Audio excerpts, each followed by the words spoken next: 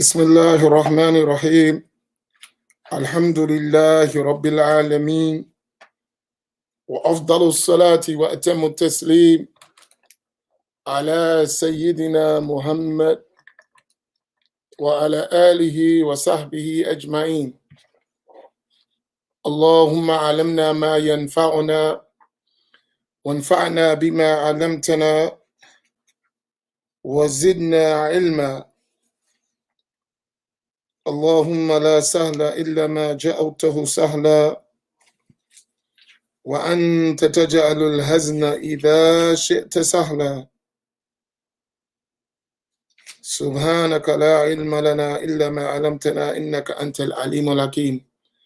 أسأل الله تبارك وتعالى أن يجعل نياتنا خالصة لوجهه الكريم. Assalamu alaikum wa rahmatullah. I praise Allah, I thank Allah, I ask Allah Tabaraka wa Ta'ala to send blessings and salutations on Prophet Muhammad sallallahu alayhi wa sallam, his family, his companions, and all those who follow him in excellence until the day of judgment. And I ask Allah to grant us all the sincere intention. I want to really thank, and I would like all us to make dua for our brothers and sisters on the West Coast. You are some amazing people. Not to say that the people on the East Coast or Midwest are not amazing people. They, of course, amazing people too. But when I see people who are 3 hours behind Eastern Standard Time, and they're up every morning, 4 o'clock in the morning, 3 o'clock in the morning, subhanallah, I observe you and I just say to myself, you cannot afford to be lazy. Look at them. It's 3, 4 o'clock in the morning, and they're up listening and logging in to acquire Islamic knowledge. La ilaha illallah. Make dua for them that Allah raise their rank and make everything they learn a benefit. That is an amazing feat, subhanallah, to do that every day. And mashallah, may Allah reward you immensely. Likewise, our people who are on the East Coast, and we're still making our effort. But as I see those people who I know it's 3 o'clock in the morning, 4 o'clock, I'm amazed that they keep coming, and they could catch it later, but they don't. They're on live. MashaAllah, may Allah reward them. Tell you, inshallah. One more thing. Allahumma salli ala Muhammad. I want to thank all of you who support Masjid Muhammad and all of our efforts in the various ways you do. Though I am not able to immediately reach out to each of you individually, and I have that intention, inshallah, that I would reach out to you individually to show you my gratitude for your effort and your support. But know that I'm always making dua for you. I'm always encouraging my teachers to make dua for you. I don't forget you. And everything you do, I appreciate it. And we here at Masjid Muhammad, we are always have you in our dua, and inshallah we hope that when this pandemic is over, or at least give us some relief, we will visit you in your areas and your localities, and inshallah you can come to visit us, and we can strengthen our bonds of brother and sisterhood, inshallah ta'ala. But we consider you like our family, and we hope that you consider us the same. And I mean that. And, we y'all have become in this time people that I look forward to spending time with, and hopefully one day that we can meet physically and be a source of assistance and support for one another on our journey to Allah subhanahu wa ta'ala. Tayyib, so where we left off talking about al-bid'ah in the book Reliance of the Traveler. And we have a few more things to finish. And then we will go back to the issue of Tahara as-Salat from the book Sulam al-Tawfiq. Now, go ahead, inshallah. We're on page 914, Sharh Hadith Kullu Bid'atin Dalala. The explanation of the hadith, every innovation is a misguidance. Now, Bismillah ar-Rahman ar-Rahim. Alhamdulillahi Rabbil Alameen. Wassalatu wassalamu ala Rasulullah. Excuse me. The author, may Allah Ta'ala have mercy on him, said, commentary on the hadith, every innovation is misguidance. W29.3. The Prophet sallallahu alaihi wasallam, Allah Ta'ala bless him and give him peace, said, beware of matters newly begun, for every innovation is misguidance. this hadith is related by Imam al-Tirmidhi and Abu Dawood, and the Tirmidhi mentioned that it is a Sahih hadith. We're on page 914, Habibi. Now, beware of matters newly begun. Muhammad Jordani, meaning Jordani, excuse me, meaning distance yourselves and be wary of matters newly innovated that did not previously exist, i.e., things invented in Islam that contravene the sacred law. So here's an important point. Whenever we say innovation, and we talked about it yesterday, understand it from the linguistic meaning and from the religious meaning, right? From the linguistic meaning, it is everything that doesn't have a previous precedent. So everything that didn't exist before and now exists is considered linguistically a bid'ah, an innovation. Religiously, and he indicates to this,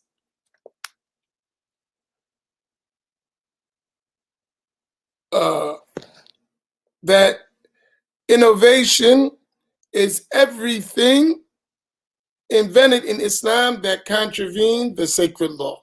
So that's religious innovation. Now, for every innovation is misguidance, meaning that every innovation that is the opposite of the truth, i.e., falsehood, a hadith that has been related elsewhere as, for every newly begun matter is innovation, every innovation is misguidance, and every misguidance is in hell.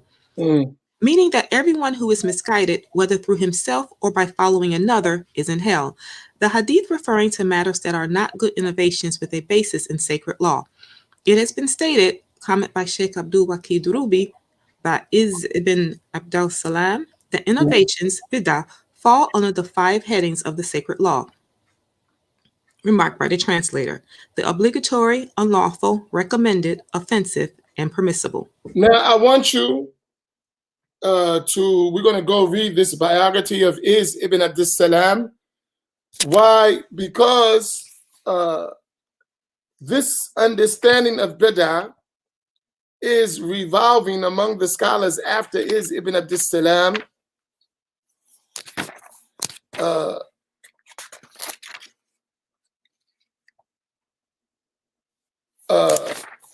The scholars who followed him, they followed his division or his classification of al-bid'ah. So if we go to page 1064, the biographical note X199. Now, and we'll read about Iz ibn Abdul Salam. X199. Imam Iz ibn Abdul Salam, P77.3, is Abdul Aziz ibn Abdul Aziz ibn Absalam, Abdul Salam, ibn Abdul Qasim, ibn al Hassan, Abul Qasim. Abul Qasim? Excuse me. Ibn al-Hasan Izz-ad-Din al-Sulaimi, Yeah, as Suleiman. Sulaim, nicknamed the Sultan of Scholars. He was Born, known as Sultan al-Ulama. In other words, among the scholars, he was considered like the sultan, like the ruler. In fact, the rulers in his time were intimidated him as a scholar, as they used to say, al-ulama hum al-umara, that the scholars, they are the real rulers. And Ibn Abdus Salam was known as Sultan al-Ulama. MashaAllah, he was a master scholar in his time. Now, born in Damascus in 577, 1181, a Shafi'i scholar and that's the sixth mujtahid. century. Keep in time. Remember, we said time and place. Born in Damascus in Sham in the 6th century. Now, A and Shafi'i these scholar dates where you get to know time and place, very important, especially the Hijri time. and mujtahid imam. He was educated in Damascus, went to Baghdad in AH 599, and then returned to his native city, where he first taught and gave the Friday sermon at the Jawiyah of Mm. Al-Ghazali, and then at the great Umayyad Mosque. Now, here, you got to remember these places, Sham, Damascus, Iraq, Baghdad.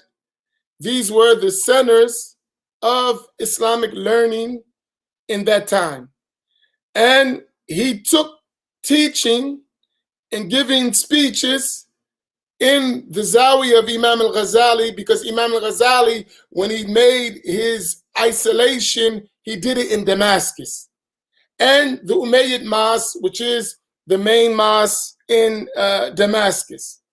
He was an imam and a sheikh and a teacher in that time in the major masjids, in the major centers of learning of his era. Now, When the ruler one El-Salih last point that he mentioned, that he was a Shafi'i scholar and a mujtahid imam, meaning Ibn Abdus Salam reached the level of being able to deduce legal rulings himself, yet he still followed the Shafi'i school. I want you to keep this point, because later, when we advance in our studies, and may Allah help us to advance, when we start learning about the books of the scholars and the references that we use in scholarship, you're going to realize how important these scholars played a role in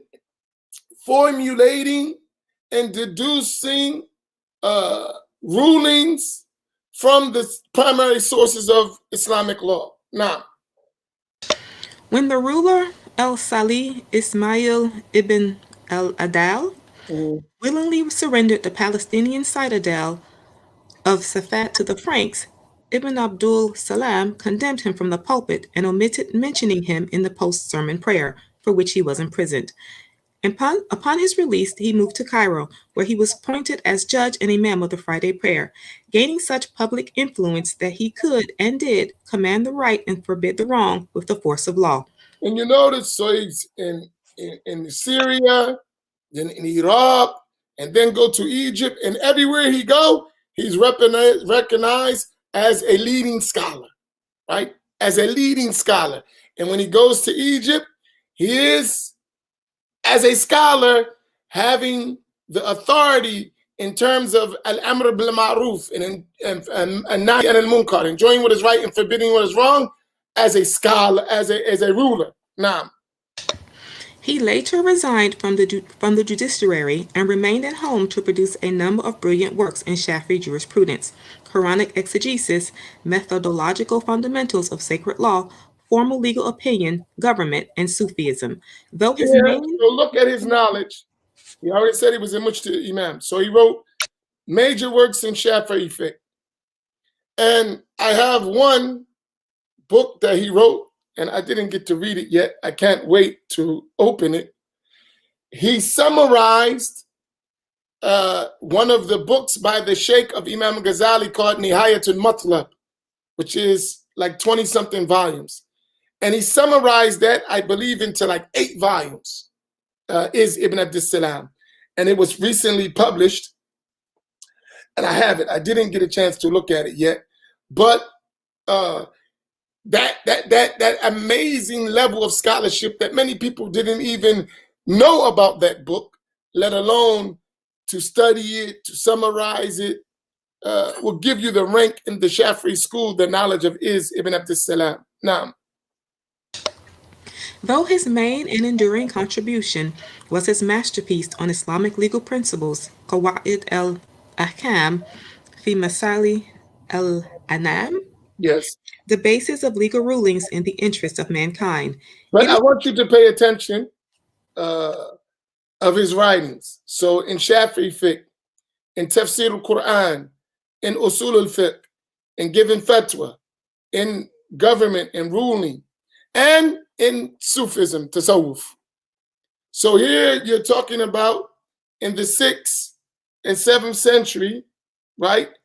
A scholar who's going around the major centers of Islamic learning. He is an authority wherever he goes, and he's a Sufi. Think about that, right? So it shows you, and it was a time where that was known. And we talked about the other scholars like who lived right after him, like Ibn Naqib al-Misri, like Taqiyuddin al-Subki, right? Like Abul Hasan al-Shadhili. All of those were in that area, in that time. And Tasawwuf, Sufism, ran through the Muslims like the blood in the veins. Now, it is recorded that this he kept book, this book, Qawaid al-Ahkam, is a very important book in learning about the principles of legal rulings and how the Sharia comes to do two things: ensure benefit and remove harm. We were reading this book with Sheikh Samir, and it has many important aspects of legal rulings and how to apply it in situations. And this division of innovation is taken from that book. Now, It is recorded that he kept the company of Imam Abul Hasan al-Shadhili, founder of the Shadhili Tariqa, and his works on Sufism bespeak an understanding of the way. He died remember I mentioned the Shadhili uh, way. Abu Hassan al-Shadhili, he was a imam of many of the great scholars. They followed his path, like Taqiyuddin al-Subki, like Ibn Ata'illah al-Sakandari, and many of the scholars of Egypt in that time and after were followers of the way of Abu Hassan al-Shadhili, radiallahu ta'ala anhu. He died in Cairo at the age of 81 in 660, 1262. LLM Y136 4.21. Now, okay, good. So we so this division of bid'ah in those 5 categories was known from Is ibn Abdus Salam, and you see his level of knowledge, and the scholars who came after them, like Ibn Hajar al-Asqalani and An-Nawawi and Jordani and all these other scholars, they all mention these qawaid, these principles, and this division of understanding innovations that was mentioned by Ibn Abdus Salam. So when you understand them, who else mentioned this following his way? An-Nawawi, Imam An-Nawawi, and Al-Hafiz Ibn Hajar al-Asqalani. Now, go ahead. Number 1. The first category comprises innovations that are obligatory, such as recording the Quran and laws of Islam in writing when it is feared that something might be lost from them.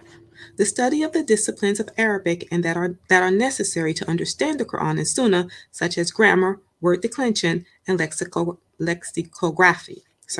Hadith classification to distinguish between genuine and spurious prophetic traditions, and the philosophical refutations of arguments advanced by the Mutazilites, as defined earlier, W6.4 and the like. So here, The first category is dealing with innovations that are obligatory, meaning we must do them, right? Recording the Quran and the Sharia in writing, Tadween al-Quran wa Sharia, right? Right? That wasn't done during the time of the Prophet sallallahu alaihi wasallam, right? It's something that came later.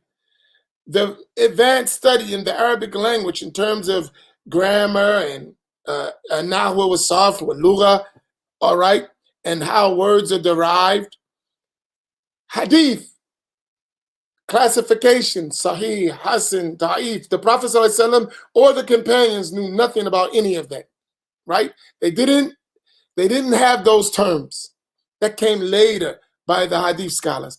Likewise, supplying answers to deviant groups and explaining the creed of Ahl Sunnati wal Jama'ah. All of these are obligatory acts, as he mentioned. Now, go ahead. Number 2, the second category is that of unlawful innovations such as non-Islamic taxes and levies, as discussed in the previous ruling, giving positions of authority in sacred law to those unfit for them, and devoting one's time to learning the beliefs of heretical sects that contravene the tenets of faith, as defined in the previous ruling. These are innovations as well that didn't occur with the Prophet sallallahu alaihi wasallam. However, these are unlawful things to do. Now, Number 3, the third category consists of recommended innovations, such as building hostels and schools of sacred law, recording the research of Islamic schools of legal thought, writing books on beneficial subjects, extensive research into fundamentals and particular applications of sacred law, in-depth studies of Arabic linguistics, the reciting of weirds, as defined in the previous section, by those with a Sufi path. Comment by Sheikh Abdul Wakil Durubi. On circles of dhikr in which the movement of the participants increases their remembrance of Allah subhanahu wa ta'ala, and commemorating the birth, Maulid, as discussed in the previous ruling, of the Prophet Muhammad sallallahu alaihi wasallam. Allah ta'ala bless him and give him peace, and wearing one's best and rejoicing at it. so the third category is those innovations that are menduba, that are recommended. And he gives examples. And there are many other examples, but he just gives examples by, we're on page 916 of the Reliance of the Traveler. Now, go ahead. Number 4, the fourth category includes innovations that are offensive, such as embellishing mosque, decorating the Quran, and having a backup man, Mubalik, loudly repeat the spoken Allahu Akbar of the Imam when the latter's voice is already clearly audible to those praying behind him. So makruh, offensive, right? The makruh. Now, go ahead. Number 5, the fifth category is that of innovations that are permissible, such as sifting flour, using spoons, and having more enjoyable food, drink, and housing. الجواهر اللؤلؤية في شرح الأربعين النووية Y68 220 through 21. Give me 1 second.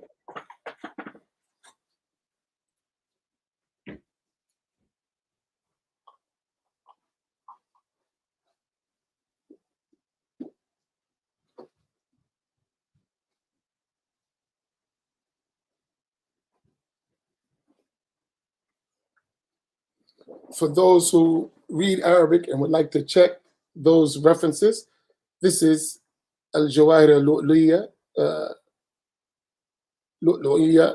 في شرح 40 نووية by Imam Muhammad al-Jordani. This is a beautiful explanation of the 40 hadiths of Imam al-Nawawi. So those who have access to Arabic or reading Arabic, this is a beautiful commentary of the 40 hadith of Imam al-Nawawi, as he referenced there. It's a very good book. You would enjoy it.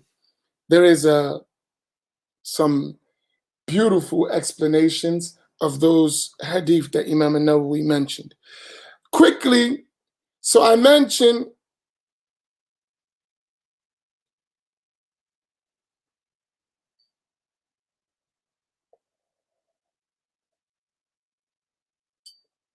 uh, I mentioned what is Ibn Abdus Salam mentioned. I mentioned his rank. And I mentioned two scholars, and there are many, but just two that are very important. Imam an-Nawawi, in his explanation of Sahih Muslim, he quoted these levels of understanding innovations: obligatory, recommended, permissible, dislike, and unlawful. And so did Al-Hafiz ibn Hajar al-Asqalani in his book Fathul Bari. He indicated this. So I want to go, for time, we got Iz ibn Abdus Salam, who died in the year 660. I want to go to Imam an-Nawawi, just so you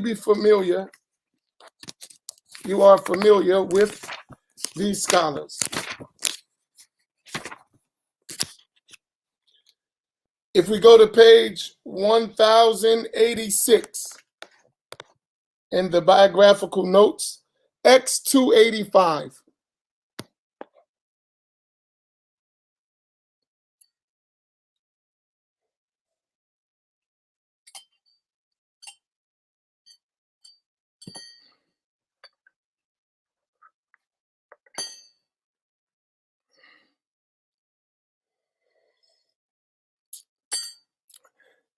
Sister Farida, just to share with you, we already addressed and you may not be aware, so I don't want to accuse you.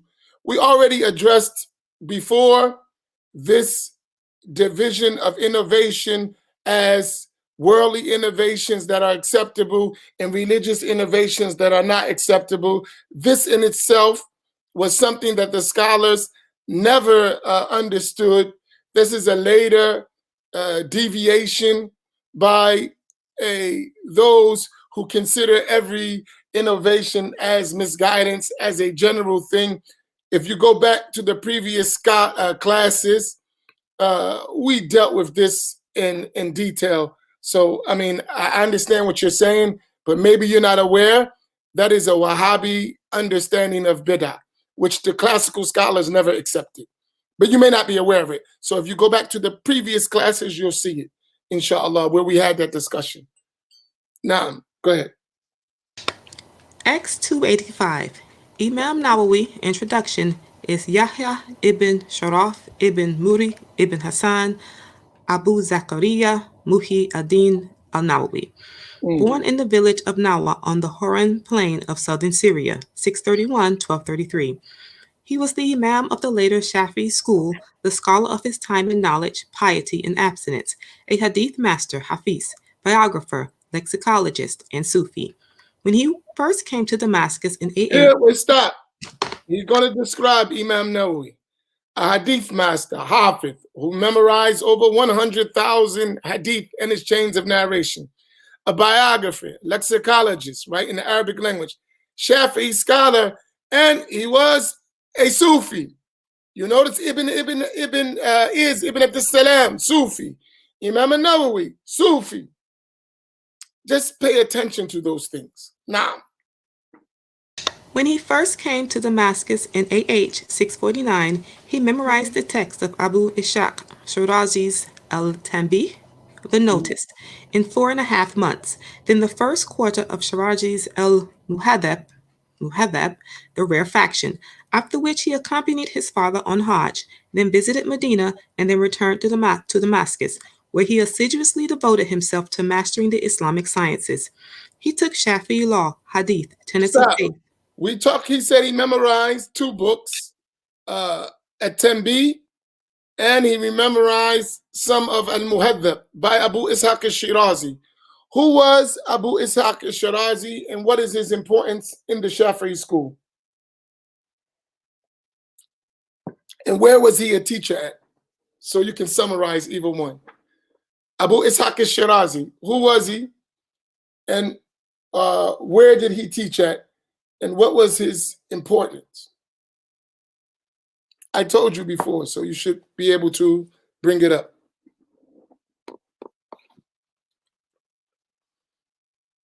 Quickly, inshallah. Go ahead, they'll put it, inshallah. Go ahead. He took Shafi'i law, hadith, tenets of faith, fundamentals of jurisprudence, Arabic, and other subjects for more than 22 scholars of the time, including Abu Ibrahim Ishaq al-Maghribi, Abdul Rahman ibn Qudama al-Maqdisi, and others, at a period of his life in which the Habib notes his dedication to learning night and day became proverbial. Spending all his time in either worship or gaining sacred knowledge, he took some 12 lessons a day, only dozed off in the night at moments when sleep overcame him, and drilled himself on the lessons he learned by heart while walking along the street. Fastidious, excuse me, Fastidious in detail and deep in understanding of the subjects he thus mastered, he authored many great works in Shafi'i jurisprudence, hadith, history, and legal opinion, among the best known of which are his Minhaj al-Talibin, The Seeker's Road, which has become a main reference for the Shafi'i school, Riyad al-Salihin, The Gardens of the Righteous, and Kitab al-Adhkar, The Book of Remembrances of Allah Ta'ala, in Hadith, and his 18-volume Sharh Sahih Muslim, commentary on Muslim Sahih. He lived simply, and it is related that his entire wardrobe consisted of a turban and an ankle-length shirt, thobe, with a single button at the collar. After a residence in Damascus of 27 years, He mentions two things about Imam al-Nawawi. Number one, Imam al-Nawawi was a master memorizer, a master in seeking knowledge. And I want you to think about it. We have in one class, Imam al-Nawawi used to take 12 lessons a day, 12 in different sciences, in different books. He would be studying 12 different sciences with different books every single day. And he would walk down the street repeating and memorizing his lessons. So if we think like we're really working, we're not. Like we'll say one class a day is enough. Imam al-Nawawi is doing 12, right? So when you start thinking of the level of these people and their ranks, and all of these books of Imam al-Nawawi are foremost works in the field that he wrote in. His works in every field he wrote in are the reliable books or most relied upon books in that field. And despite his literary accomplishments and his scholarly accomplishments, he was a man of zuhud, right? He lived simply, and it is related that his entire wardrobe consists of a turban and an ankle-length shirt, thobe, with a single button at the collar. One close. Imam al-Nawawi, radiyallahu. Yes, Imam al-Nawawi was among the virgin scholars who never married. Imam al-Nawawi, he never married.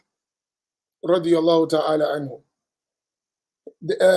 Sheikh Abdul Fattah Abu Ghudda, he has a book about the virgin scholars who preferred seeking knowledge over marriage. Imam al-Nawawi was one of them. Now, go ahead. Which shows his zuhud, which shows his abstinence from dunya. Now, after a residence in Damascus of 27 years, he returned the books he had borrowed from charitable endowments, bade his friends farewell, visited the graves of his sheikhs who had died, and departed, going first to Jerusalem and then to his native Nawa, where he became ill at his father's home and died at 44 years of age in 676-1277, young in years but great in benefit to Islam and the Muslims. Al-Ahlam, Y136, 8.149. Imam al-Nawawi, he lived to be 45 years old. And the scholars mention, after enumerating the works of Imam al-Nawawi, they said, if Imam al-Nawawi, if you take all of the works he wrote, he would have had to spend, if you spread them out through his life, he would have to spend writing 20 pages a day, every day of his life, to account for the amount that he wrote. But he didn't start writing till he moved to Damascus when he was around 18 or 19 years old. So from 19 to 45, he did all that. So you can figure Imam al-Nawawi was writing around 40 pages a day when he started writing. Subhanallah. That is amazing work. And teaching and learning and Allahu Akbar, Imam al-Nawawi. So when we talk about these great scholars, we talked about Ibn Abdus Salam. You saw his rank. Imam al-Nawawi was the Sheikh of Dar al-Hadith in Damascus. So you see his rank, and his rank in the Shafi'i school, and his rank in Hadith, right? He quoted Ibn Abdus Salam's categorization of al-Bidah. Don't lose why I'm mentioning Nawawi. Multiple reasons. And he wrote the most famous commentary on Sahih Muslim, which is the second most authentic book after the Book of Allah. Imam al-Nawawi's book, right? Where he mentioned that. All right, let's go to Ibn Hajar al-Asqalani on page 1054, biographical note X159. X159, Ibn Hajar Asqalani, W29.2, semicolon 1, is Ahmed ibn Ali ibn Muhammad al-Kinani, Abu al-Fadl Shihab, Abu Fadl, sorry, Shihab. Shihab ad-Din ibn Hajar Asqalani, born in Cairo in 773, 1372. A Shafi'i Imam and Hadith master, Hafiz, he reached the level of commander of the faithful in Hadith, the only rank above that of Hadith master, Hafiz. So here, we talked about Imam al-Nawawi being al-Hafiz, right? That one who memorized 100,000 Hadith or more. Above that is the rank of Amir al-Mu'mineen fil Hadith, which is much more than that. Imam al-Hafiz ibn Hajar al-Asqalani, he reached that rank to the point whenever you use the term Amir al-Mu'mineen fil Hadith or al-Hafiz, it refers to him. Ibn Hajar al-Asqalani, the great scholar of Hadith. Now, he first learned literature and poetry, but then devoted his considerable talents to Hadith, which he studied under the renowned African master al-Zayla'i and others in Cairo, Yemen, and the Hijaz. His works were popular in his own lifetime and were hand-copied by the greatest scholars of the era and given by kings to one another as gifts. Known as Sheikh al-Islam, scholars traveled to take knowledge from him, and he was appointed to the judiciary in Egypt several times. He authored a number of works on hadith, history, biography, Quranic exegesis, poetry, and Shafi'i jurisprudence. Among the most famous of them, his 14-volume Fath al-Bari bi Sharh Sahih al-Bukhari, The Victory of the Creator, a commentary on the Sahih of Bukhari, with which few serious students of Islamic knowledge can do without. He died in Cairo in 852, 1449. Al-Aflam, Y136, 1.178. Now here, I want to point something to you, why I mentioned that. Let me ask if you gathered yourself quickly. Why am I going back to all these scholars and what's the point? Right? What's the point? We're reading the subject. Why I'm mentioning these scholars and learning about them. What's the point? I want you to tell me. I wish we would, when we do the review, you can talk, but right now you got to be fast typers. What's the point that you're mentioning these scholars and what's the significance of it? Why? I'll wait a second, inshallah. Engage me, inshallah. Allah.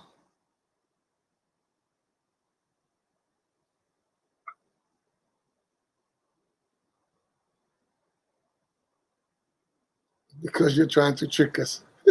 Fahim is crazy. Trick you back from being tricked. Is that how that works?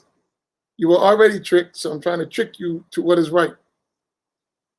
In repeating, there's a benefit. To validate. To validate what? And that's shown of narration.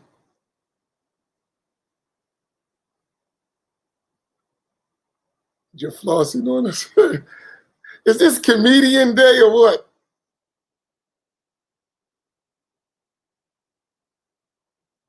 They were Ash'ari, they were Sufi. Of modern beliefs at the intensity. Boom! Boom! This is beautiful. I like this. Not saying the others are not, but this one, nice. Go ahead. Very nice. MashaAllah. May Allah reward you, Sister Mary. MashaAllah. That point is there. To know who they are, how they learned and taught, so that we might emulate them. Allahu Akbar. Beautiful. If you got that point and related to everything you said about inspiration, chain of narration, to give us certainty about the knowledge that obtained, even these people who are Sufi, right? Right? It's not about necessarily Sufism or that. Making connection over time and place. Shajia. Very true. They all taught the same deen connected through chains of narration. That's the point. And here, it empowers you, right, to understand we're living in a time where people have perverted the religion. Two things are happening. People have perverted the religion, some intentionally, and others, some, have fell into what is called mudahana, compromising religious principles, right? With the combination, and then the third, just not teaching, right? Or not standing for Ahl Sunnah, right? So you got people intentionally deviating, that's one. Fabricating, that's one story, right? Then you got those who know, but compromise their principles and won't say what they know. Then you got the other thing, people just not knowing at all, right? Let's take three levels. The level of straight misguiding people, knowing the reality and still perverting. The level of knowing the truth, following the truth, but compromising your principles and not explaining it to the people in order to get along with the people who are misguiding. And then the third, those who don't understand at all. Now, what you're developing to know when you start learning about the scholars, first you learn about the case, right? You learn about the rules. Once you learn the rule, then said, okay, this is saying as a rule. Who said that, right? Then you start to learning about the scholars. Who are what? The inheritors of the prophets, alayhimussalatu wassalam, right? The prophet said this. The scholars are the inheritors of the prophets, and they inherit knowledge. So the scholars are the ones who fear Allah, the ones who learn. All right, so we learn about scholars. Okay, what type of, who scholars? The most knowledgeable, famous, relied upon scholars in every time and place. So when we learn about those scholars, we learn about where they taught, where they traveled, where they learned, and how were they looked at wherever they went. Oh, no matter where they went, in their time, they were considered authorities. Their books have stood the test of time, hundreds of years. People have been studying their books, following their way, right? And when you know about them, then you say, okay, what was their practices? What was their beliefs? How did they understand the deen? What did they write about? What did they teach? Then when you do that, you start to understand that, wait a minute, these ideas that are being put forth are not consistent with the leading authorities in the fields of Islamic sciences.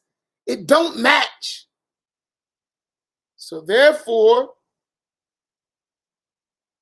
this is not something we should accept, right? But if you don't know that, wait a minute, in the 6th century, these great scholars said this, in the 4th century, 5th century. These were the great ulama. These are their books. This is what they talked about. This is what they wrote about. How did we get here? Right? That's really the important. Now go back. So I mentioned to you, we're talking about innovation. I gave you the one we was talking about tawassul. Now let me go to this innovation thing, right? So we got a hadith of the Prophet sallallahu alaihi wasallam. That's the base. Every innovation is misguidance, right? Okay, that's a narration. Some people, they say every innovation is misguidance. That is religious. Only innovations we can have is worldly innovations, which is their claim. Okay. Who said that? We have a statement of a Prophet sallallahu alaihi wasallam who understood what you're saying the way you understood it among the ulama, among the famous ulama. Okay. Then we study those specialists in the field of hadith interpretation, of scholarship, like Imam Ibn Abdus Salam. So he mentioned these things. Okay, who was he? We saw his rank in Sham, in Egypt, in the centers of Islamic learning, the major centers of Islamic learning. He was an authority. Okay, maybe he came up with something that was not accepted. Well, the great scholars after him in the field of hadith, like Imam an-Nawawi, used the same classification and explained it in his books that everyone relies upon to explain the hadith of Sahih Muslim, his commentary al-Minhaj, the commentary on Sahih Muslim by Imam an-Nawawi. Okay, maybe Imam an-Nawawi was, mistaken and just blind following because he was from Damascus. He was, maybe. Okay. Then you come later to Ibn Hajar al-Asqalani in the 9th century in Fathul Bari, which is the most relied upon explanation of Sahih Bukhari, and he mentioned the same thing related to the same hadith. And he was Amirul Mu'mineen fil hadith. Imam an-Nawawi, Hafiz fil hadith, Faqih and Shafi'i fiqh. Is Ibn Abdus Salam, Sultan al-Ulama. Then you say, wait a minute, this must have been the understanding of the scholars, who are the inheritors of the Prophet, who all have unbroken chains of narration back to the Prophet sallallahu alaihi wasallam, and all of the people in our time, they got to go through them to get to the Prophet. Yet they didn't understand the meaning of innovation. And those who are making the claim that all these things are innovations and anything you do in religion is haram, contradicts what the Prophet ﷺ's practice was, contradicts the way of the Sahaba, contradicts the understanding of the great scholars of this nation. We get to put a question mark there. And then the ones who are saying that are not at the level of the ones who disagree with that. Nowhere near in the level of knowledge and rank, right? And there's a point you'll notice that will be repeated as you start to examine and as you start to expand. And I'm trying to help you with that so that as time go on, you get to know what is Sunni Islam and how was Sunni Islam understood. Now, go ahead. So we're going back to page 916.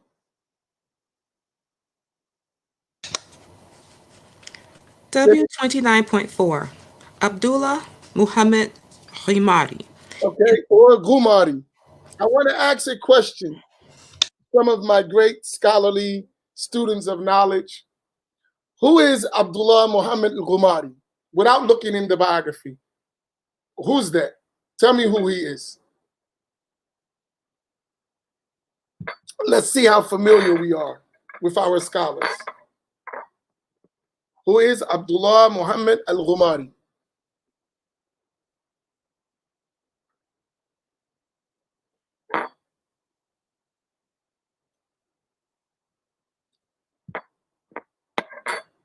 Hadith scholar from Morocco. Just hadith scholar? Tell me more.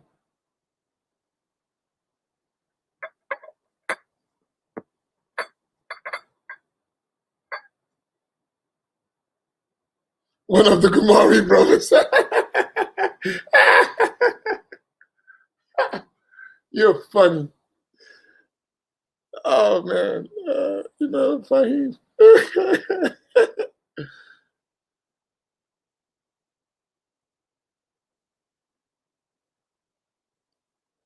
Come on, Moroccan hadith scholar. Come on.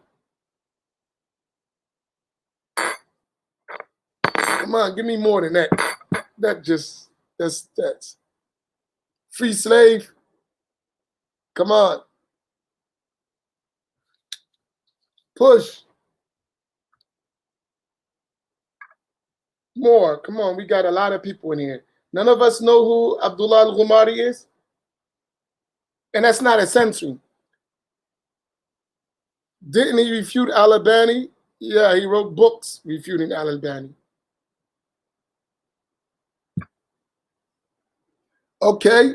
Omar Zahid, great scholar of hadith, was al-Hafidh Abdullah al-Ghumari, one of the 4 scholars of hadith from Morocco. He studied we memorized, it should be. He went to Egypt as a student, but the scholars, he was placed as a teacher as well. His brother was as well, mashallah. Beautiful. I could correct a little bit of it, but the point is there. Sheikh Abdullah al-Ghumari, he was from our time. He was a great scholar of hadith, meaning he was a hafidh. So he reached the level of 100,000 hadith by memory with their chains of narration. And there are in our time, rahimahullah, in our lifetime, a few scholars that reached the level of hafidh, that were known hufadh of hadith, and Sheikh Abdullah al-Ghumari was one of them, and among the foremost of them, right? He's originally from Morocco, and he went to Azhar as a child. His brother Ahmed was a hafiz, Ahmed al-Ghumari. He went to Egypt as a child, and he was the sheikh, as a student, he was the sheikh of the scholars of Azhar, as a student, right? And he stayed in Egypt for many years, and the scholars of Azhar now, that are the big scholars, their chains of narration go through Abdullah al-Ghumari, rahimahullah ta'ala. And our link to him is to many of our scholars, but from Sheikh Samir, whenever he narrates, he'll either narrate to us from the route of Sheikh Muhammad Yasin al-Fadani, who was the Musnid of our time, or Sheikh Abdullah al-Ghumari, who was the Hafidh of our time. Now, okay, so this is Sheikh Abdullah al-Ghumari. Yeah, he was Maliki. Maliki Shafi'i. Go ahead. In his Al-Qawaid al-Kubra, Ibn Abdul Salam classifies innovations, bid'ah, according to their benefit, harm, or indifference into 5 categories of rulings: the obligatory, recommended, unlawful, offensive, and permissible, giving examples of each and mentioning the principles of sacred law that verify his classification. His works on the subject display his keen insight and comprehensive knowledge of both the principles of jurisprudence and the human advantages and disadvantages in view of which the lawgiver has established the rulings of sacred law. So here, Sheikh Abdullah al-Ghumari mentioning Al-Qawaid al-Kubra for Ibn Abdul Salam, and he's mentioning, and this is another Hafidh in our time, rahimahullah. He died, rahimahullah, but he lived in our era, right? Sheikh Abdullah al-Ghumari is quoting Ibn Abdul Salam. So there's another Hafidh talking about innovations, and he wrote a whole book on bid'ah, Sheikh Abdullah al-Ghumari, right? And he's quoting Ibn Abdul Salam, the same as An-Nawawi, the same as Ibn Hajar al-Asqalani. So the Hufaz of Hadith are consistent with understanding bid'ah and the understanding the Hadith through this categorization of Ibn Abdul Salam. Now, go ahead. Because his classification of innovation, bid'ah, was established on a firm basis in Islamic jurisprudence and legal principles, it was confirmed by Imam Nawawi, Ibn Hajar Asqalani, and the vast majority of Islamic scholars who received his words and acceptance and viewed it obligatory to apply them to the new events and contingencies that occur within the changing times and the peoples who live in them. So here, not Imam Amin, Al-Hafiz Abdullah al-Ghumari, quoting from Ibn Abdus Salam, and then mentioning those other scholars, right? And Nawawi, Ibn Hajar Asqalani, and then he said, and the vast majority of scholars, right? They followed this methodology, and they concurred with this division. Now, one may not support the denial of his classification by clinging to the hadith. Every innovation is misguidance, because the only form of innovation that is without exception misguidance is that concerning tenets of faith, like the innovations of the Mutazilites, Qadarites, Ujirites, and so on, that contradict the beliefs of the early Muslims. And here's something that I find funny, amazing. He mentions that the innovations that are unlawful, absolutely, is innovations in usul al-din, in or the belief, al-bidatul ittiqadiyya, right? Bid'ah in beliefs. Amazingly, the ones who shout bid'ah the most, the biggest bid'ah that they do is bid'ah in belief, which is by agreement of the scholars rejected. Innovations in the creed. And I want to give you something that would help you. Whenever someone's talking about bid'ah, don't engage in that conversation. Say, right, all innovations are rejected according to your claim, right? And the most severe of those innovations is innovation in the creed. So let's talk about that bid'ah, right? If we're going to talk about innovation, don't tell me about all this other stuff. Let's talk about the worst type of innovation, which is the innovation in creed. The innovation in relation to misunderstanding the attributes of Allah, right?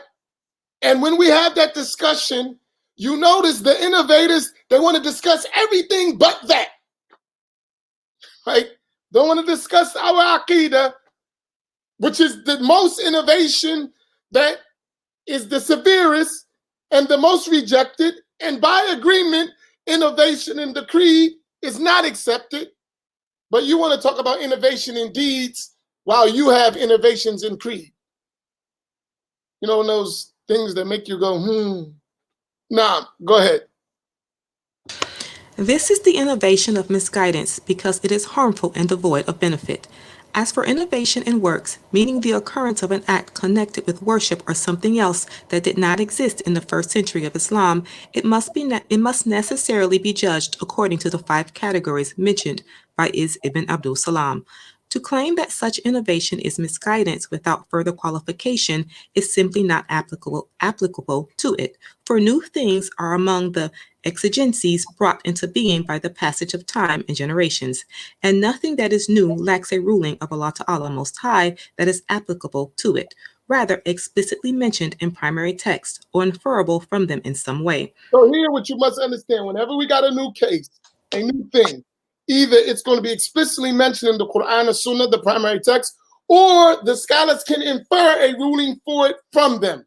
And everything we do in our life comes under one of 5 categories. It's either an obligation, a recommended matter, a permissible matter, a disliked matter, and an unlawful matter.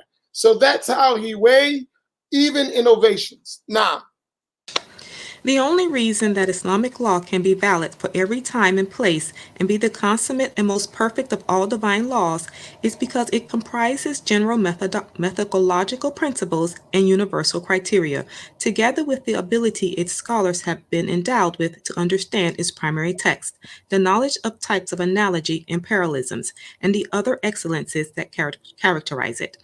Were we to rule that every new act that has come into being after the first century of Islam is an innovation or of misguidance without considering whether it entails benefit or harm, it would invalidate a large share of the fundamental basis of sacred law, as well as those rulings established by analogical reasoning, and would narrow and limit the sacred law's vast and comprehensive scope.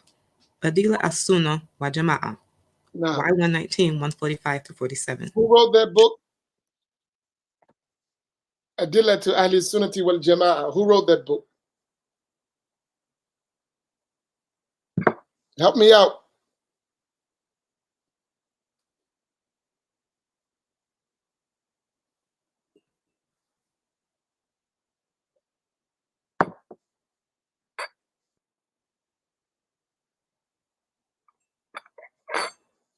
Come on, come on, come on. Help me out here. Who wrote that book? Adilla to Ahli Sunnati wal Jama'ah.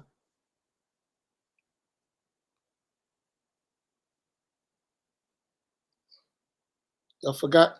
Oh, it's coming. I got to be patient. That's it.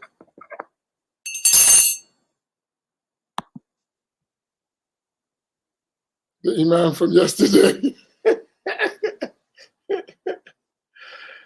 Sheikh Yusuf al-Rifai.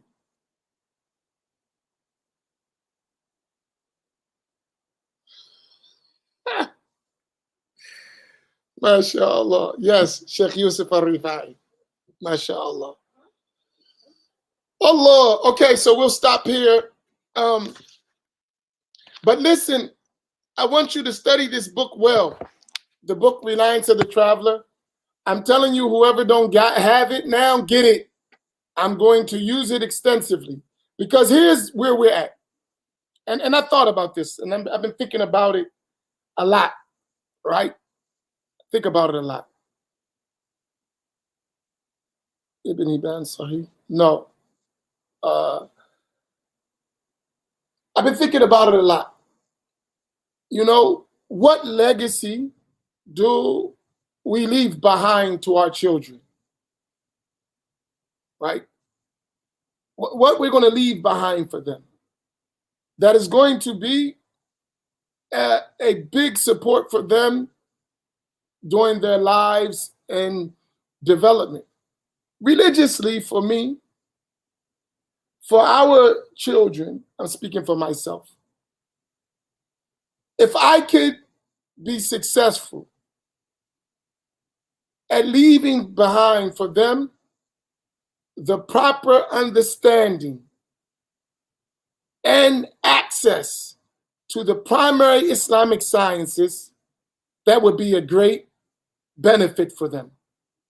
So if I could teach them by teaching their parents, by educating people in our time of the correct belief in Islam, following a relied upon school of Islamic jurisprudence so that their practices are sound, and teaching them the foundational aspects of Islamic spirituality so that inwardly they could be good. If I just concentrated on that, so that everyone would know well the proper Sunni beliefs, following the traditional or classical schools of the Ashariya and Maturidiyya, which is Ahl Sunnati wal Jama'ah. And they learn what to believe. They knew and they can distinguish the correct Sunni belief from misguided ideas of others. If I was successful at that, teaching them the books that contain that information, the relied upon works, the relied upon scholars in the field, and allow them to have that access. So when they talk, they actually know what they're talking about. Some of them, they have the books in Arabic. It was available in English. We built a group of people who were sound in Sunni creed, right? They knew their stuff well. They don't got to be a scholar. They just know it well. So from generation to generation after them, their children and everyone they influence would have the correct creed, and they wouldn't be deluded by bad beliefs. That's one accomplishment. Then in terms of al-fiqh, they followed a school of thought and not only say, I follow, I'm Shafi, I'm Hanafi, I'm Maliki, but they actually know the school and they know the scholars of the madhab, and they know the reliable books in the madhab. They know the sequence of learning the madhab. They know the foundational methodology of the school. They are aware of the school and at least their far'ain, their personal obligatory knowledge of al-fiqh. They know it well. There's no more, I'm Shafi'i, but I don't know nothing about the Shafi'i school. Or I'm Maliki, but I don't know nothing about the Maliki, etc. Right? I'm Hanafi, but if I start asking me, what are the Hanafi books? What are the relied upon books in the school? What is the sequence of learning in the school? Who are the scholars in the school? What are the differences about this within the school? Tell me about the school. Tell me the notable scholars in the school. Give me some oof, right? Not just claims. Really, if we could teach them that in every school, right? Then move to the third thing, which is tasawwuf, spirituality.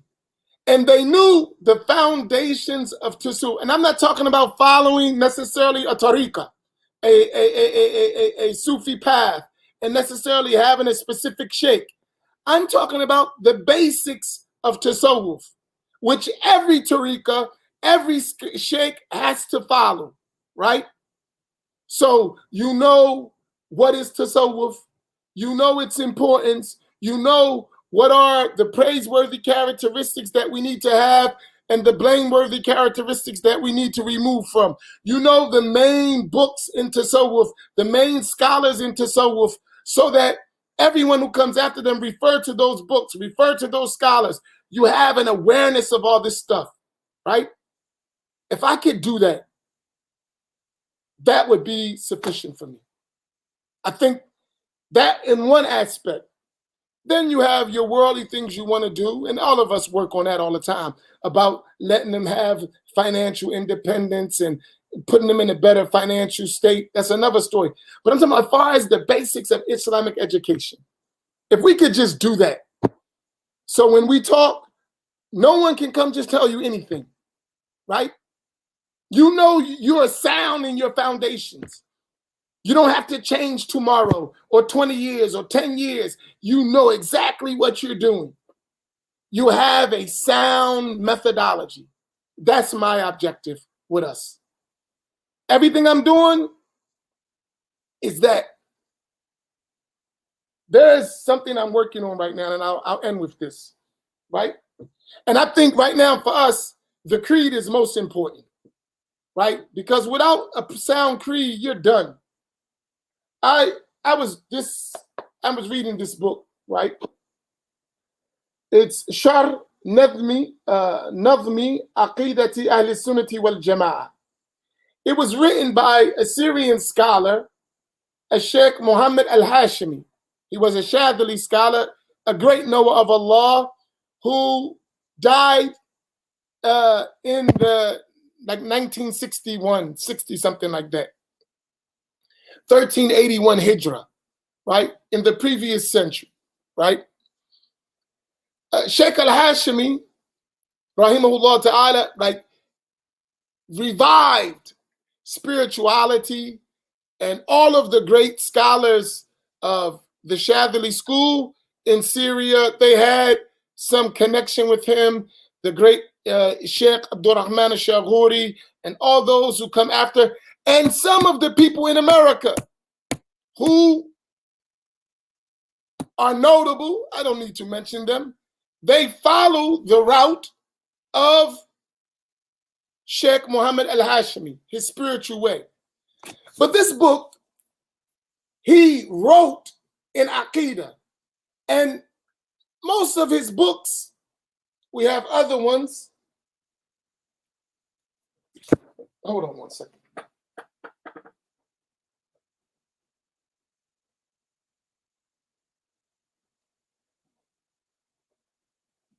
This is another one of his books. It's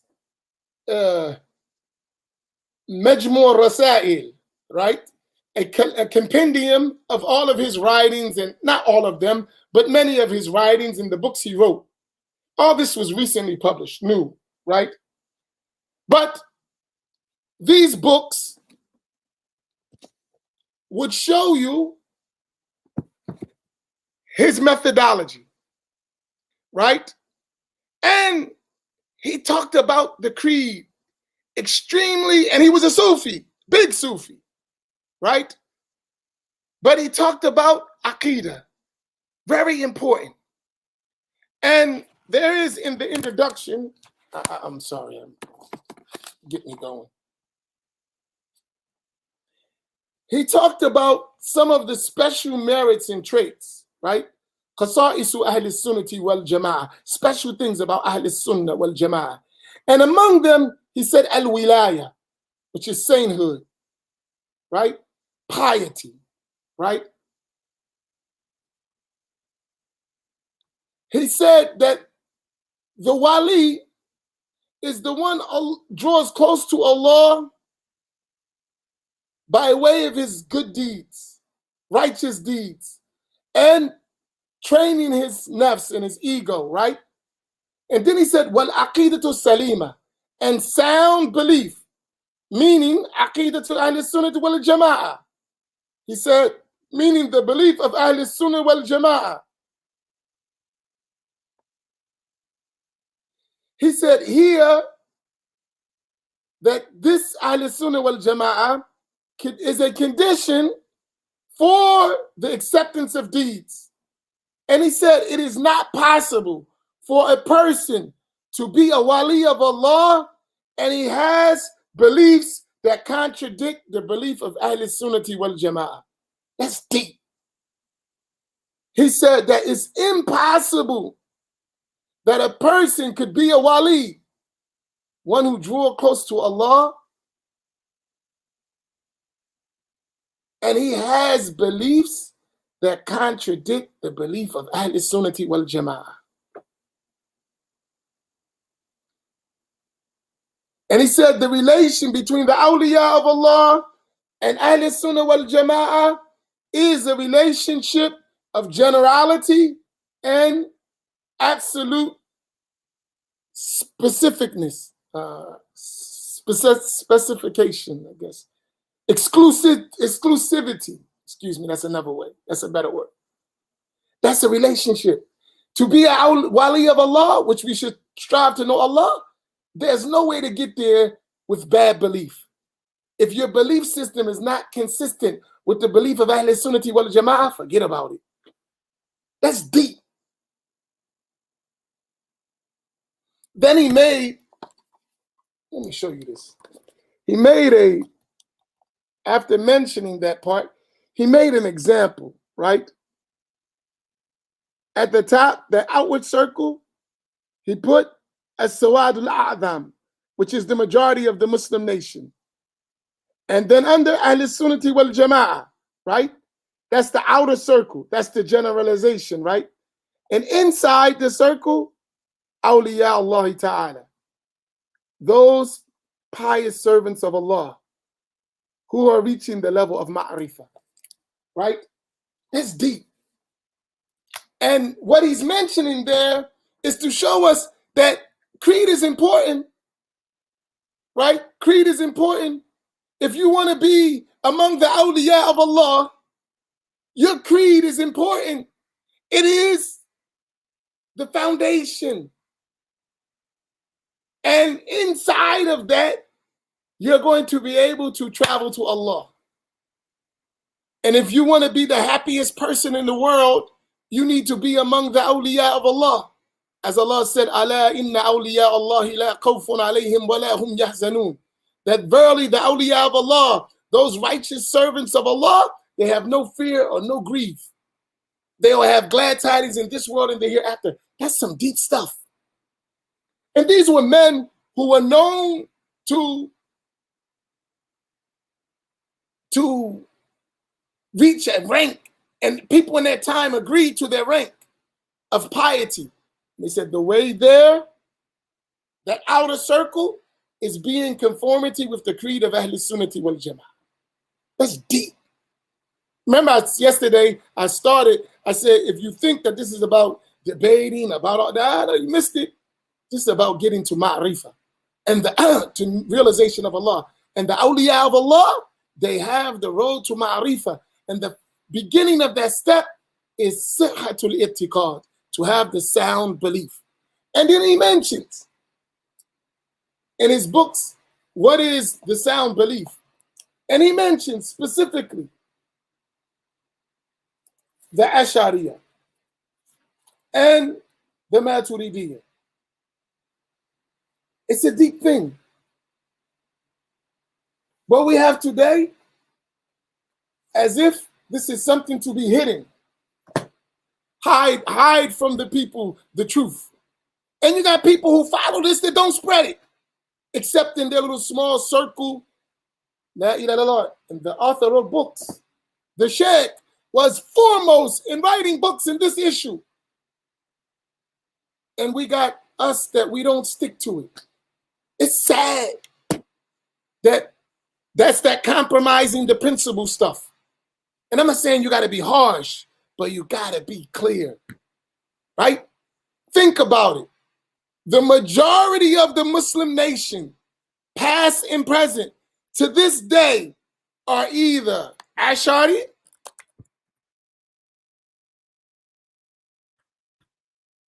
or Maturidi.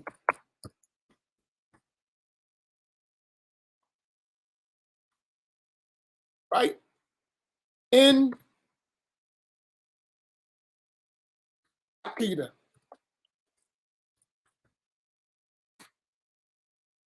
I want to ask you a question. Last question. I promise I'm going to go after this. I know I always say that and keep going, right? Right? The vast majority of Muslims, past and present, are Ash'ari and Maturidi.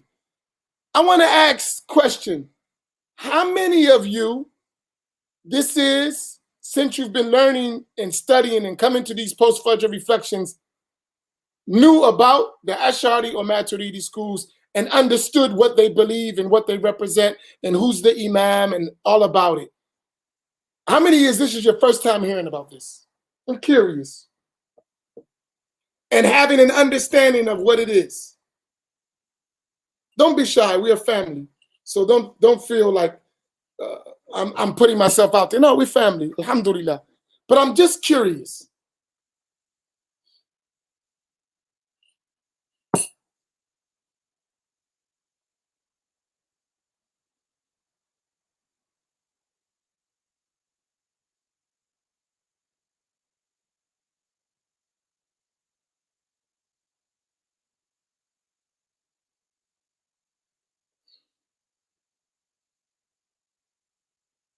Mm.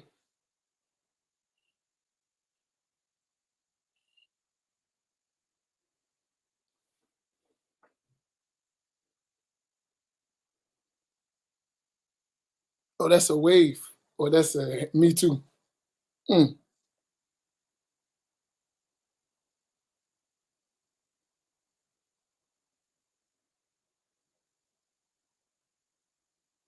Mm-mm-mm.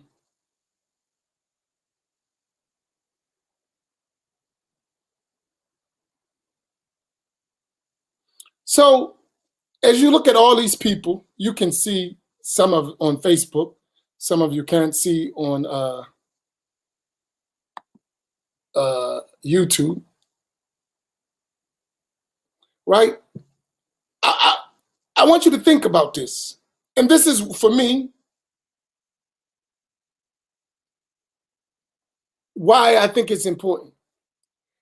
The majority of Muslims, 90% or more, past and present, are Ash'ari or Maturidi.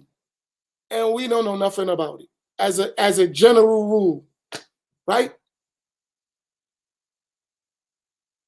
As a general rule, most of us are totally unaware of it, let alone to know where to learn it, to learn the books, to learn the notable scholars. That's a whole nother level, right? But this is something that all the Muslims around the world, everywhere else, right? That's what they follow. That's deep. Think about it. So you know how much work we got to do, right? 90% of the Muslim world are Ash'ari or Maturidi. 90 or more around the world. Everywhere you go, Islamic scholarship, the scholars are Ash'ari or Maturidi. This is just like eating breakfast in the morning, but it's been hidden from us. We haven't been taught. It hasn't been explained, right? That's deep. We have work to do. So when somebody come to say to me seriously, oh, you should lighten up on the Aqidah, I get angry. I shouldn't, but I do. My blood boils at that. It's as if saying drown in ignorance. When your great scholars around the world have wrote tons and tons of books on this subject. This book, I was doing something this morning. So I gave you this. This is Syria, right? This book, Sheikh Mohammed al-Hashimi was from Syria. He died in the year 1381. It's like around 1960, right? The last generation of the Syrian scholars was his rank, right? This is another book, Qawaid al-Ta'yid fi Aqaid al-Tawheed, right? Was written by one of the great scholars from Azhar, who died in the year 1351. Before them, Egypt, saying the same thing. This is in Egypt, right? Azhari scholar. This is Ba'alawi scholar, an explanation on Imam al-Haddad's, one poem of Imam by Al-Habib Ahmed bin Abi Bakr bin Sumay. He died 1391, Yemeni. Same creed. This book by Dar Iftah in Jordan, talking about the belief of the Muslims. And I just opened it. Same thing, attributes of Allah. And we could go to Pakistan, to India, to Russia, all over. I was compiling. I'm going to do it. I'm going to share it with you. Just in each time, scholars from all over the world, in Africa, in this and that, who had the same belief that today for us is, what's that? SubhanAllah. So we got work to do. This ain't nothing new. This is Islam, Sunni Islam, but it's been hidden from us. Like I said, the intentional level, intentionally fabricating, the level of compromise, where people know the truth, but didn't spread it, and then the level of just not knowing, right? Just not aware. Let's change that for future generations of our children in this country, right? It's going to take time. It's not going to happen overnight. But now, when you see me talking about all these things, you understand what I'm saying, right? We have to do the work.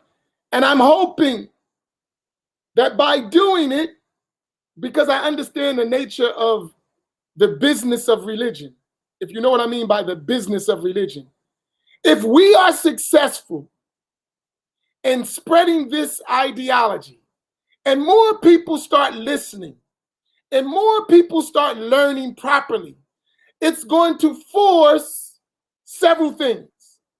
Number one, the third level of people who don't know, they're going to learn.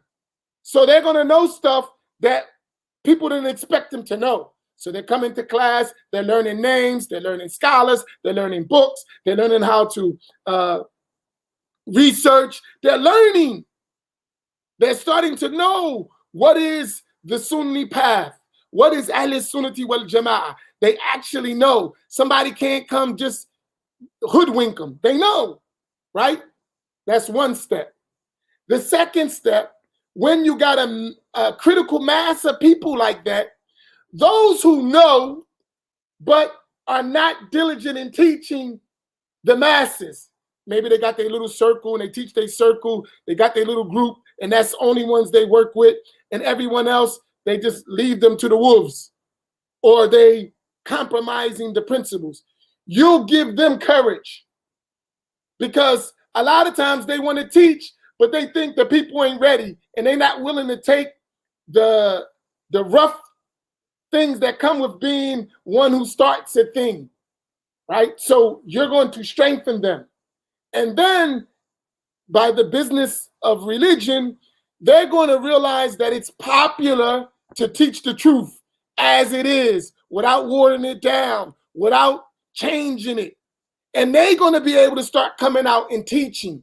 They're going to feel comfortable. They're going to say, I'm Ash'ari, right? And they're not going to say, I'm Ash'ari, but, no, they're going to be able to say it. They're going to say, you must follow these books. These are the way of Ahl Sunnah. These are our scholars.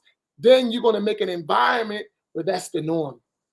And then at the last level, once it becomes known among the people of the deviance will not be able to spread those ideas so easily, because people will be equipped, right? People will be equipped. I don't know why I keep drinking coffee as I'm gone, but people will be equipped, and that's all we want.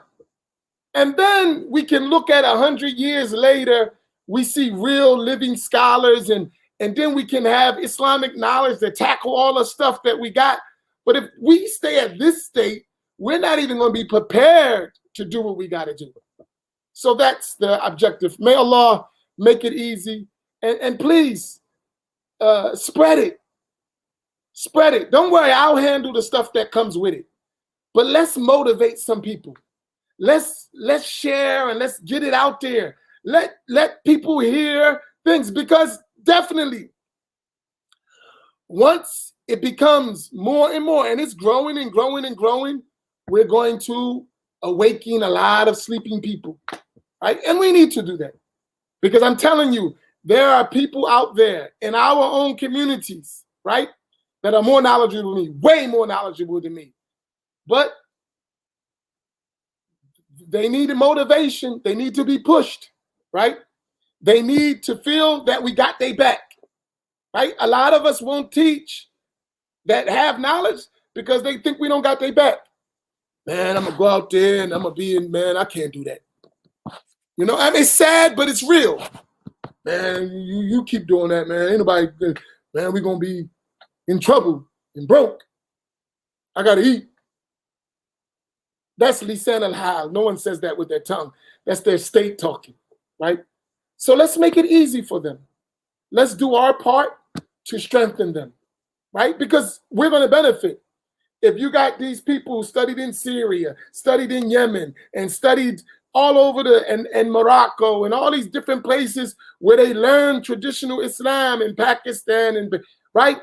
And we give them the motivation to really be Sunni and to talk Sunni and to learn Sunni, our path.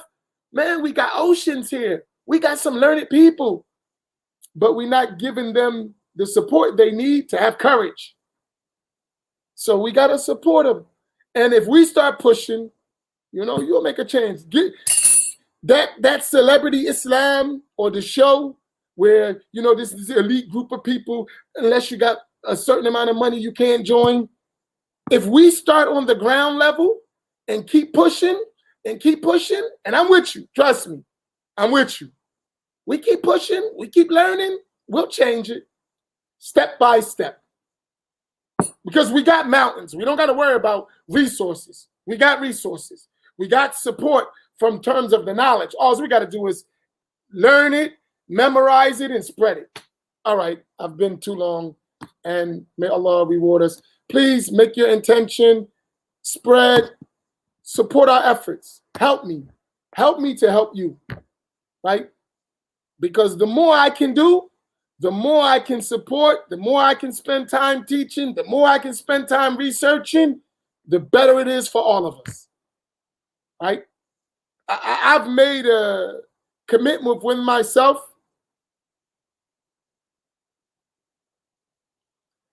I've made a commitment to myself to give my life to this affair. And there are others who want to do the same. But we got to help. We got to support one another. We got to facilitate that, right? and then train the next generation and the next generation. And mashallah, we'll see a change. Barakallahu fikum wa sallallahu alayhi Sayyidina Muhammad wa ala alihi wa sahbihi ajma'in. Inshallah, we'll see you tomorrow morning. Assalamu alaikum wa rahmatullah.